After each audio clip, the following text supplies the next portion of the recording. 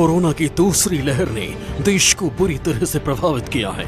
देश में अब तक 3.25 करोड़ मामले सामने आ चुके हैं, जबकि 3 लाख से ज्यादा लोगों की जान जा चुकी है।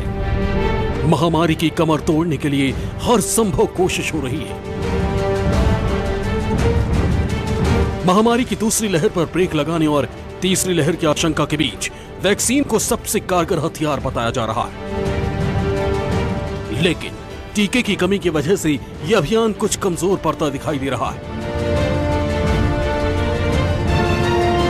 इस बीच ब्रिटिश मेडिकल पत्रिका लैंसेट के 21 विशेषज्ञों ने सरकार को कुछ सुझाव दिए, जिसमें वैक्सीन खरीदने, बांटने और दवाइयों को लेकर कुछ अहम सलाह दी गई है।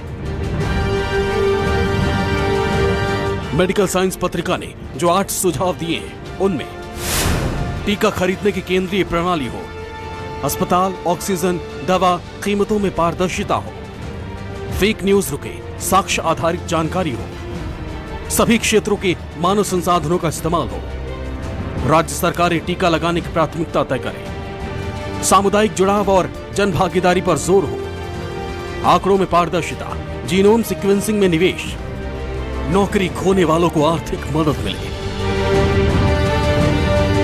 आइए समझते हैं कि लैंसेट की ये 8 सुझाव क्या हैं और उससे महामारी को हराने में किस तरह से मदद मिलेगी। लैंसेट की सलाह नंबर 1, टीका खरीदने की केंद्रीय प्रणाली हो। लैंसेट में एक लेख के जरिए सलाह दी गई है कि राज्यों के बजाय केंद्र सरकार ही वैक्सीन खरीदे और बांटे। इसके लिए केंद्रीय व्यवस्था होनी चाहिए, लोगों को मुफ्त में टीके मिलने चाहिए, स्वास्थ्य सेवाओं का विकेंद्रीकरण हो। जितने भी लोग नेशनल इम्यूनाइजेशन प्रोग्राम या राष्ट्रीय टीकाकरण अभियान के साथ जुड़े हैं, इनके साथ मिलके जगह जगह, गांव-गांव, छोटी-छोटी जगहों तक कोविड वैक्सीनेशन लोगों तक पहुंचाया जा सकता है। हमें ये नहीं करना चाहिए कि सिर्फ यही 1, 2, 3 कंपनियों के ही टीका, जो भी WHO कहता है कि ये टीके कोविड के कारगर हैं, कोशिश हमारे देश की ये होना चाहिए, केंद्र सरकार की होनी चाहिए कि सारे के सारे टीके अपने देश में जितने हम ला सके ले आए और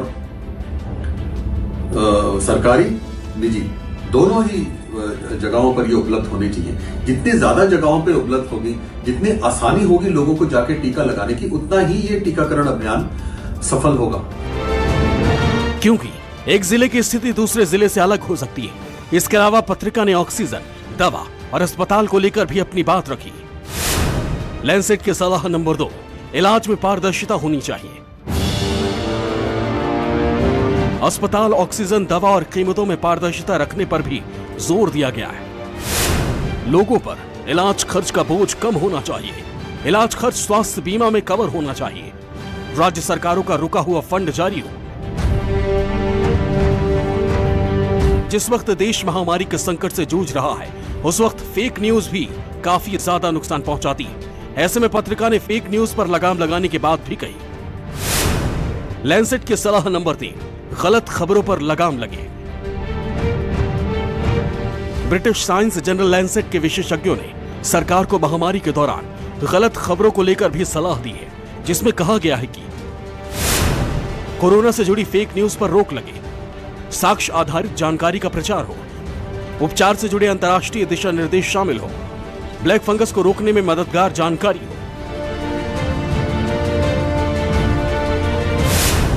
लैंसेट की सलाह नंबर 4, संसाधन पीड़ा और स्वास्थ्य जोखिम कम करने में मदद मिलेगी। सरकार को औपचारिक क्षेत्रों के कर्मियों को मुआवजा देने पर विचार करना चाहिए।